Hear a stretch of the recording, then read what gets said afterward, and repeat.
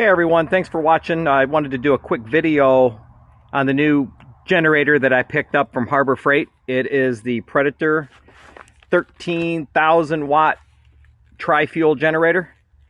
This is a good look at it right here. Bought it about 3 days ago, fired it up, and I charged my Tesla with it during the break-in period here. I think I've got like 5 hours on it, not a whole lot. But a little bit about the generator. It's got a 10.7 gallon fuel tank up here. 10.7 gallon. It runs on natural gas, propane, or gasoline. Down here. With a 50% load on a fuel tank, it'll run 12.1 hours. Using propane, it'll run 16 hours with a 50% load on it. It is loud. I'm going to tell you right now, this thing is definitely loud without that inverter. I had it running the other day, like I said yesterday, I had it charged in the car, and I definitely could notice, even if you get even near it, it's up there. It's rated at sound level at 23 feet with a 50% load. It says 78 decibels, but it is definitely loud. The one real nice thing about it, it's 458 cc's. The nice thing about what I was going to point out here is it comes with a battery charger that you can plug in while it's in storage. Keeps the battery, maintains the battery at 12 volts. Also, what I really liked about this generator is it comes with the NEMA, I think it's a 1450, which is the standard for a Tesla. All right, you don't even need an adapter. You can just plug it straight in. You don't need one of those grounding plugs over here like you do on some of the battery backups that people have tried to charge their car. You don't need that. I plugged it right in here and it worked no problem. The only issue I had, even though this is rated at 42 amps, when I plugged it into the car, I would set the car at 31 or 32 amps and it would drop it back down to 16. It would just keep doing that. I just slowly turned the amps up in the car, and it got up to about 22, and it stayed there for about 4 hours and charged the car from 50%, charged it from 50% up back up to 80% in about just under 4 hours. I think it said 4.5 hours in the car, but it actually took more about 3.5 hours, so it wasn't too bad. It was pushing 6 kilowatts and at about 22 amps into the car. But I just want to make a quick video to show you that it will work. It will, I mean, you can use it for obviously many things, but in a pinch, you can use this to charge the car up for sure. It had no problems at all, which is really nice.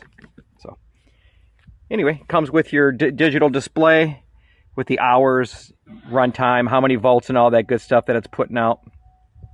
And you got your propane and natural gas connections down here. And yeah, that's it right there. But like I said, it is definitely loud. If you got neighbors and you're using this, they're going to know it for sure. If you live in a residential area, I've got 12 acres here. I don't much have to worry about it myself, but yeah, you're going to hear it for sure. Anyway, it's a good look at it right here. Going around. I'll hook it up to the car and I'll show you how it works with the car here shortly.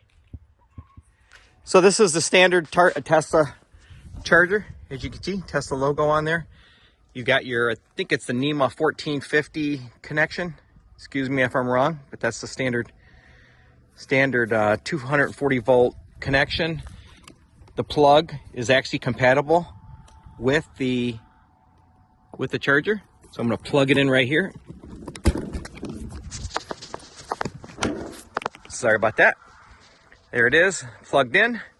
What I'm going to go ahead and do is fire up the generator, and then I'm going to plug it into the Tesla, just to show you here. So first things first, make sure the gas is on. There it is right here. And as you can see, the selector is on. So we're good there. Already checked the air filter. The fuel selector is at gasoline, so we're good there. I got the automatic idle off.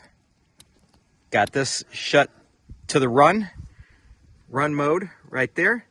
And next we're going to make sure everything's turned off, and it is. All the circuit breakers initially, we're going to go ahead and fire it up.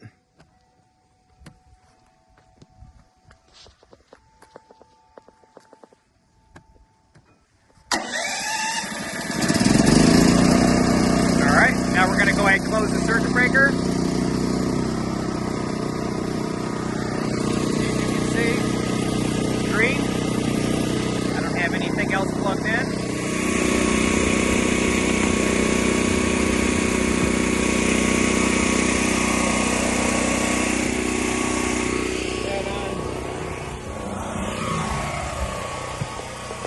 Taking a look inside here. So we're gonna have the charging set at, move it down to 16 amps right there.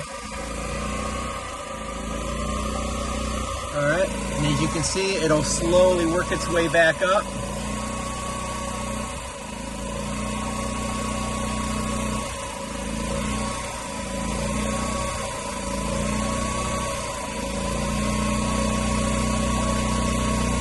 There it is, slowly ramping up to 16. All right, there we go.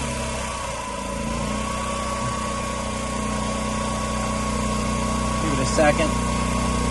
Stabilize here. So we're pushing, 4,000 kilowatts. As you can see, the generator kept cycling when I first fired it up. But once it stabilizes, it'll push 16 kilowatts, no problem. And I can slowly up this. If I go real fast, the generator will cycle and it'll go back to 0 and ramp back up. And then eventually it'll just lock it in at 16. I've tried this a few times. But I'm gonna up this to 20 amps right there. For some reason, even though you set it at 20 right here, over here it's actually pushing 21. If I put it at 21 in the other area, it'll be 22 and so on. What I have found is the highest you can go over here is about 22, right there. All right, and then it'll be 23 over here. If I go any higher, it'll cause the generator to reset. And it'll drop that amperage back to 0, and then it'll slowly go back up again. Not quite sure why, even though on the generator it says, I think 42 amps. But right there is the sweet spot. It seems like it'll run smoothly at that point right there. So right now we're at 57%.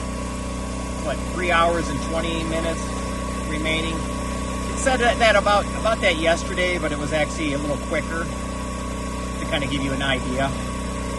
But I'm still in the break-in period on the generator.